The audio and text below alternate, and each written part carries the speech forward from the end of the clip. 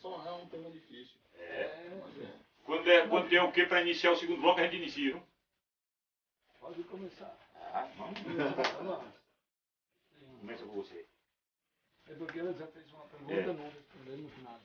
Oração de Páscoa, você já queria Páscoa, nós falamos, mas eu queria... Mas foi boa essa introdução para a gente conhecer. Não, foi para a gente conhecer. É. Voltamos com o programa Mesa Redonda, hoje especial, nos estúdios da Rádio Cultura do Nordeste. Nós estamos com o bispo diocesano, Dom Dino. Nós já estamos com o Dom Dino nesse Mesa Redonda, pelo menos comigo aqui, uns 4 ou 5 anos. Ou muito mais. Ou mais, né? Com você talvez só 4 ou 5 anos, mas com o Zé Almeida.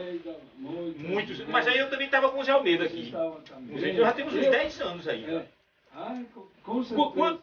Quantos anos, eu bispo? estou no 14º ano de Caruaru. Então pode ser que são 10 anos, uma década que a gente está fazendo esse Mesa Redonda. Com certeza. Ó, Dom Dino, 14 anos de pastoreio aqui, ó. E você já me fizeram tanta pergunta, mas depois o povo esquece. Tem que relembrar. Porque o exercício da fé ele tem que ser permanente. Claro. Ele tem que ser permanente o exercício da fé. Porque Jesus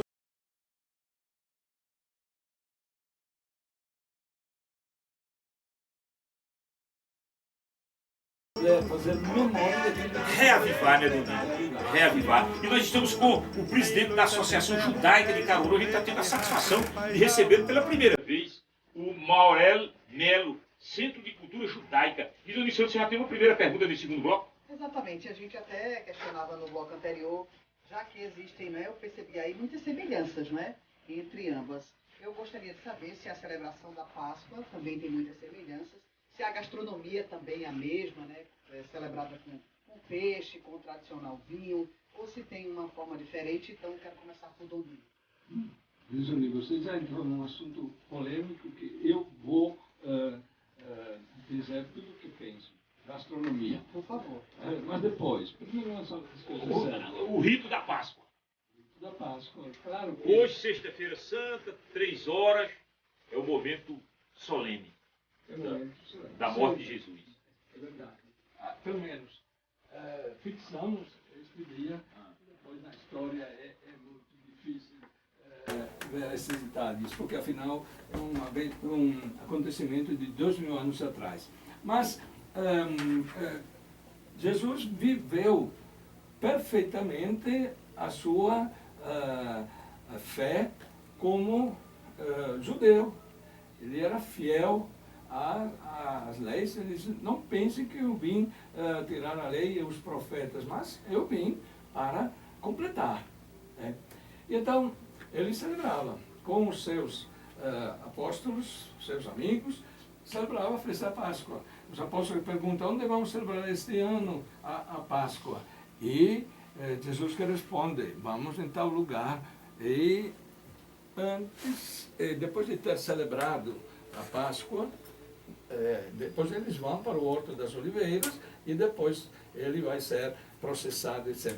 Mas nesta celebração, que nós chamamos de última ceia, ele repetiu os gestos do Antigo Testamento e depois, nesta hora, ele deu a Eucaristia. Aí estava a grande novidade. Quando ele deu a Eucaristia, quando ele disse, fazer isto em memória de mim. Este é o meu corpo, este é o meu sangue. E logo depois ele oferece a sua vida e diz, fazer isso em memória de mim, e diz, vocês devem celebrar este rito, esta festa, como memória perene por todos os séculos. Então, é isso que nós celebramos. A sua morte, a sua paixão, mas a vida toda de Jesus. E para nós, Páscoa, no sentido do Antigo Testamento, é válido. Tudo aquilo que foi dito no primeiro bloco.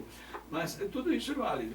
Depois, nós, através desta entrega de Jesus na cruz, este evento extraordinário, sobretudo depois da sua ressurreição, nós, como cristãos, aceitamos. Jesus é o Salvador. Jesus é aquele que está fazendo para cada um de nós esta passagem, esta vida nova. E nós celebramos todos os anos com todos os ritos. Então, ontem, a celebração da última ceia da Eucaristia, o lava-pés, como está escrito no Evangelho. hoje, Sexta-feira Santa, a sua paixão, seu caminho para o Calvário, via sacra, e a morte na cruz. E amanhã, depois de um dia de silêncio, para lembrar Jesus no sepulcro, nós celebraremos amanhã à noite a ressurreição do Senhor. É aquela vigília, Aquela vigília que... a subida de Jesus aos céus.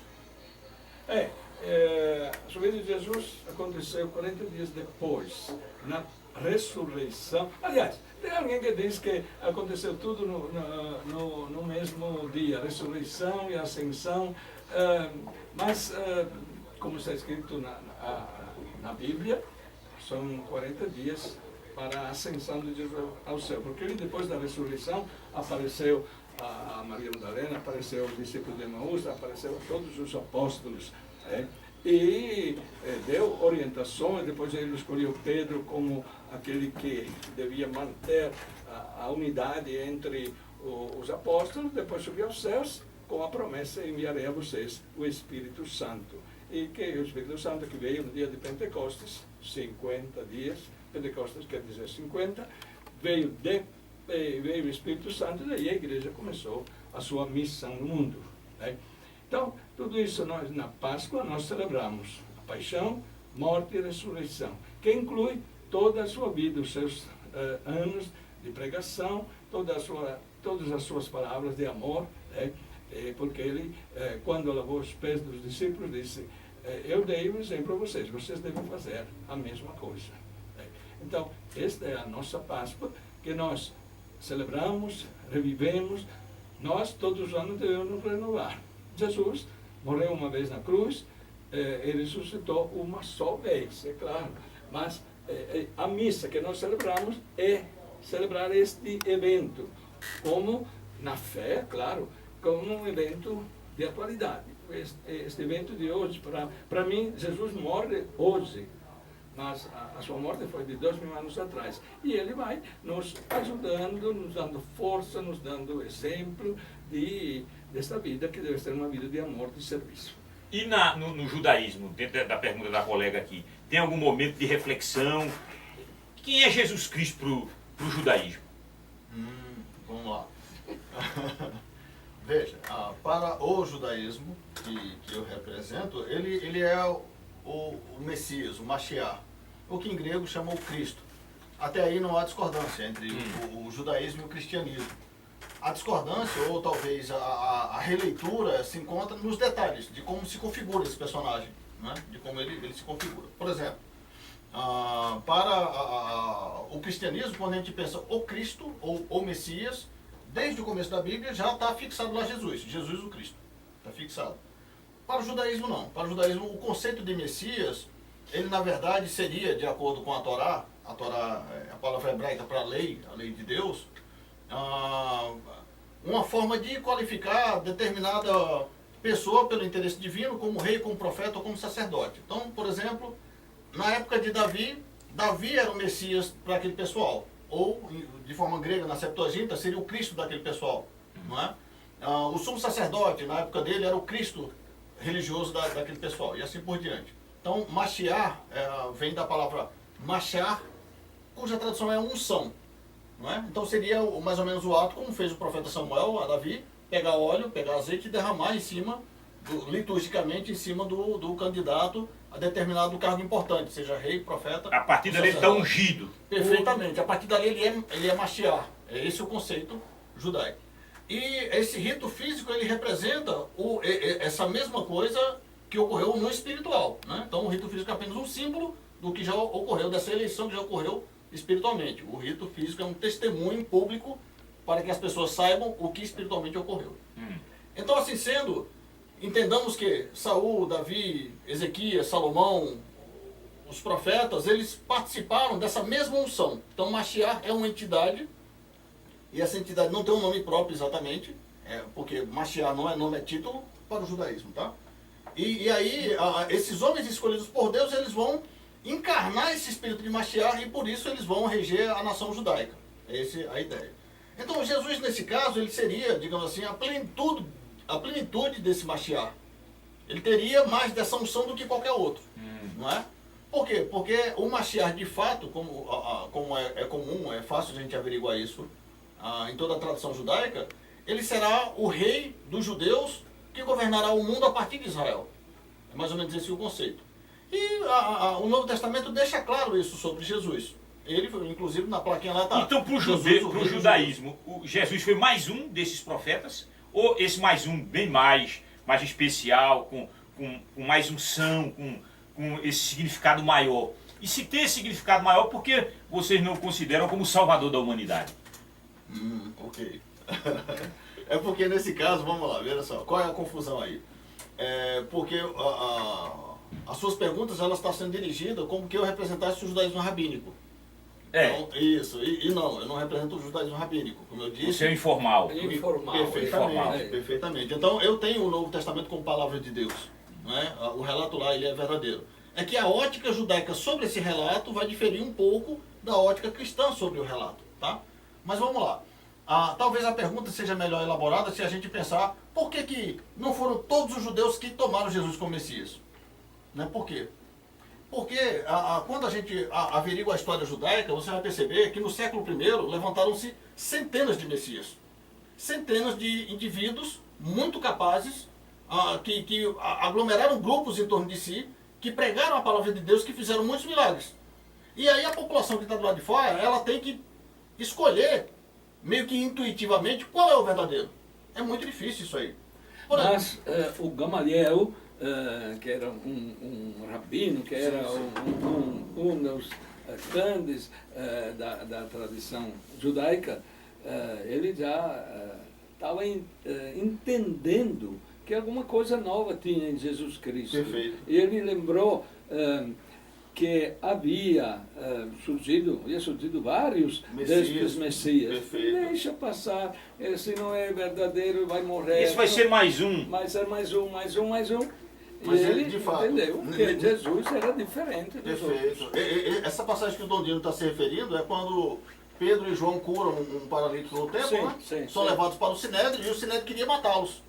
E aí o Rabino Gamaliel percebeu que havia algo ali naquele movimento que se sobressaía dos demais movimentos messiânicos. E aí Gamaliel de fato diz, olha, não os matai, castigai-o, que seria o malculto, que é 40 chibatadas, que cada um levou, e deixai-o, porque ele disse, se essa obra for de homem, se desfará. Mas se for obra de Deus, que não ocorra que nós venhamos nos achar lutando contra Deus. Então, de fato, Gamaliel percebeu algo nesse movimento dos nazarenos que não percebeu nos outros. Não é? Mas para a população simples é difícil saber.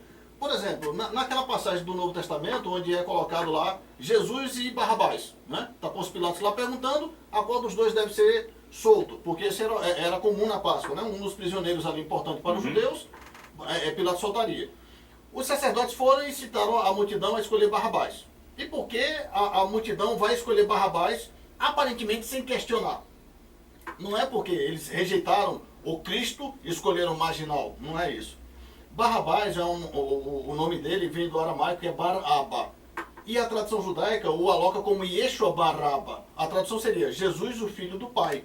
Que diferença do Jesus do Novo Testamento? Porque ele também se entende o Filho de Deus ou o Filho do Pai. Então, para a população que estava lá, você tinha dois Messias. A população tinha que opinar por um ou outro. E os sacerdotes, junto com a população, apontaram um. Aí o pessoal falou, bom, se o sacerdote está indo nessa direção, provavelmente esse é o verdadeiro. Então opinaram por Barrabás. Na cabeça da população, eles não opinaram por um marginal, opinaram por um Messias. É que infelizmente se enganaram. Né?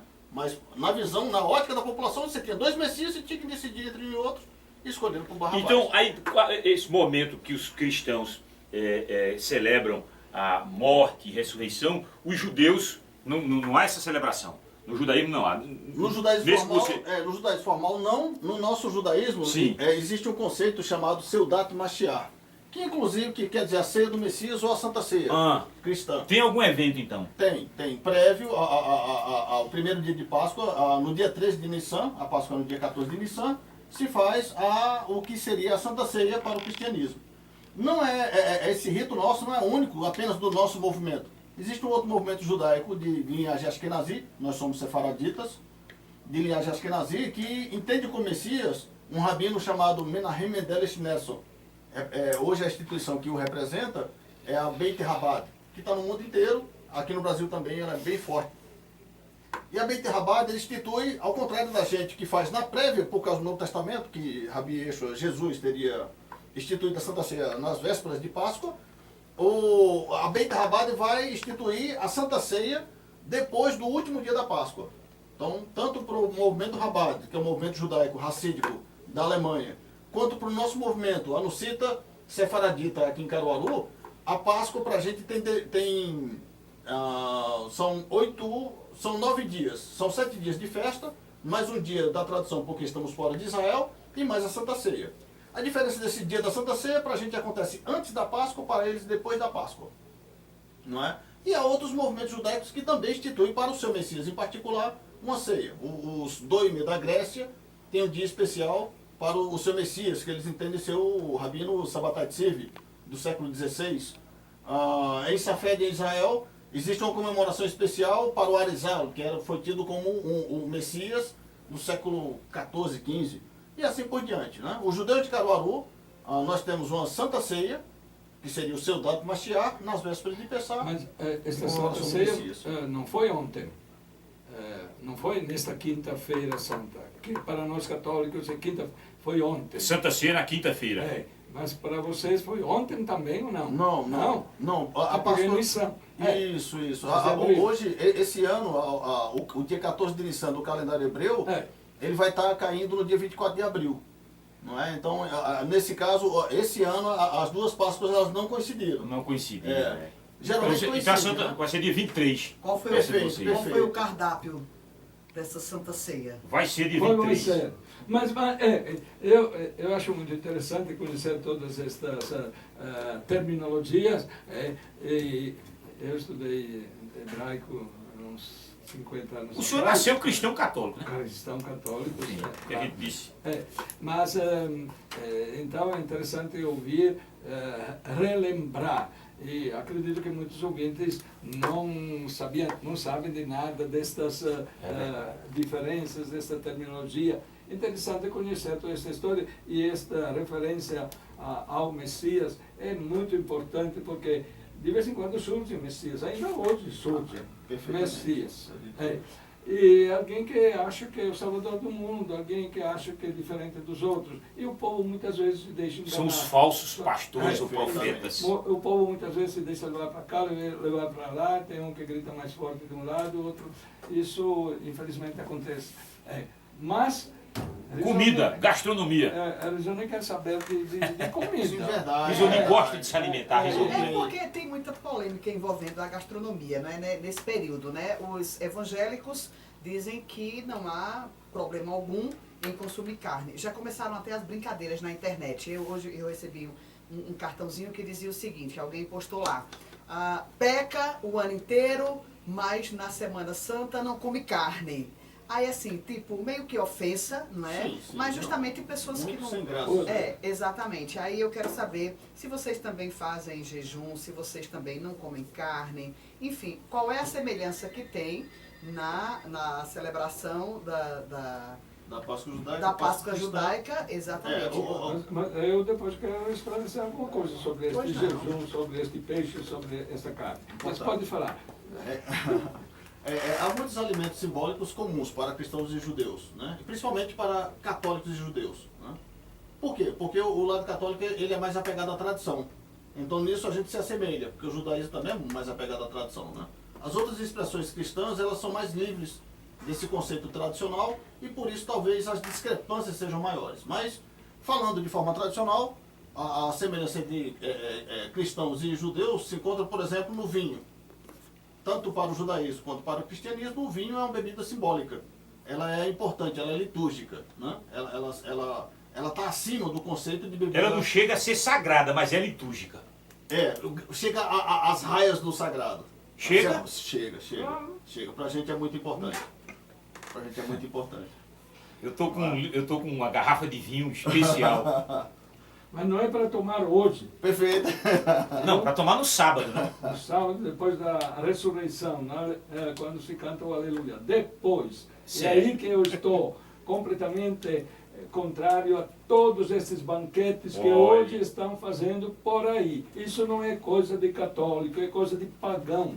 eu já disse outras vezes, sei que a maioria não me escuta, não entende, mas estes banquetes sem carne, esses banquetes são totalmente contrários ao espírito do dia que nós estamos vivendo, a Sexta-feira Santa, da morte de Jesus. É algo que não sei como entrou aqui. Não adianta uma peixada e 5, 6 garrafas de vinho e cerveja. Não, mas não tem carne. Eu às vezes tenho a tentação de dizer uma heresia para alguns católicos. Mas diga. Diga. Para mim, o dia de hoje, para respeitar Jesus, deveria ser um dia normal de trabalho, para não ficar aí bebendo e banqueteando. Estou exagerando, mas estou dizendo porque eu estou muito triste com aqueles que dizem que são católicos, dizem que respeitam Jesus, não respeitam nenhum jejum. Porque o problema não é comer carne ou não comer carne. O problema do jejum é algo que está na Bíblia, muito claro. O jejum o que é? Privar-se de alguma coisa que você gostaria para poder, de um lado, testar, né, os seus ter um seus desejos, um controle, né? E depois o jejum deve servir também para ajudar os irmãos, né, que vivem fazendo o jejum o ano todo. Então, Jesus disse, certos demônios se expulsam só com jejum e a oração. Jejum, penitência e oração. Né? E nós, durante a quaresma toda, os católicos são convidados a se privar de alguma coisa, mas não a carne em si. Surgiu, não sei em que século, quando o peixe era mais barato. Eles se achavam que o peixe era uma comida, digamos, mais inferior, uma comida inferior. E agora se vê que o peixe é caro, o peixe é gostoso, e aí? Entende-se como mais saudável. Mais saudável, até esse ponto vai bem, mas esse negócio de fazer banquetes, de fazer festas, tomando vinho, tomando cerveja, isso é totalmente contrário ao espírito da Sexta-feira Santa. Isso deveria ser um dia, então, de reflexão, de penitência, de jejum, de oração. Porque, tudo então, menos essas comemorações. Menos estas comemorações. E se alguém diz que é dos católicos, eu me recuso de aceitar isso. Por quê? Porque é de católicos de tradição, mas não de fé católica. Não de fé católica. Não é o católico praticante mesmo. Não, infelizmente tem também católicos praticantes. Com essa visão. Com essa visão. Porque entraram, não sei, nessa mentalidade. Eu não sei de onde surgiu. Eu não sei de onde surgiu isso. Mas eu repito que não é conforme o espírito do Evangelho, não é o espírito daquilo que a igreja fala a respeito de penitência. Herdou sem questionar, sem se aprofundar no Evangelho. Né? Nessas questões mais profundas. Eu não sei, mas eu imagino que alguma coisa que... porque muitos anos atrás, aqui também não se celebrava muito domingo. Né? Se celebrava o domingo, eu lembro quando cheguei aqui em Palmares, 40 anos atrás, o domingo de Páscoa praticamente não existia, mas também os outros domingos, era todo domingo, era feira normal, tudo. Então, a Sexta-feira Santa era um feriado, o único feriado em que todos deixavam seu trabalho. Já era uma oportunidade de se encontrar e fazer festa. Mas a festa... Eu acho que nasce exatamente, isso é que explica. De onde surgiu isso? Surge daí. É um feriado e as pessoas aproveitam o feriado. Vamos tomar uma cervejinha, Jesus perdoa depois. É o dia que eu tenho de descanso. Aí é que mora o perigo, né? A ciência dele também. Aí diz Jesus perdoa, Jesus é misericordioso. Mas isso é verdade, Jesus é misericordioso. Inclusive a Igreja Católica celebra o ano da misericórdia. Mas a misericórdia não é um conceito só da Igreja Católica, é um conceito do Antigo Testamento, a misericórdia, é um conceito dos muçulmanos, a misericórdia. Agora, não podemos zombar de Deus. Né? Quando descobre que Deus perdoa, se alguém não sabe, bem, é perdoado. Mas quando alguém sabe, né, no caso, você não pode mais tomar este vinho hoje. Eu vou tomar nada, só vou tomar no sábado. Eu também não. Tenho só certeza depois. disso. Parabéns. Eu vou para o intervalo, porque aí nós vamos continuar nessa questão da gastronomia, que é a curiosidade dessa mesa dos judeus no dia 23 de abril. Vai ser recheada de quê? De peixe, De cordeiro. vinho, cordeiro, De ervas amargas. ervas. É, Ervas amargas, tá vendo, Risoni? Isso é saudável, hein? Pois É é. saudável. O intervalo é rapidinho.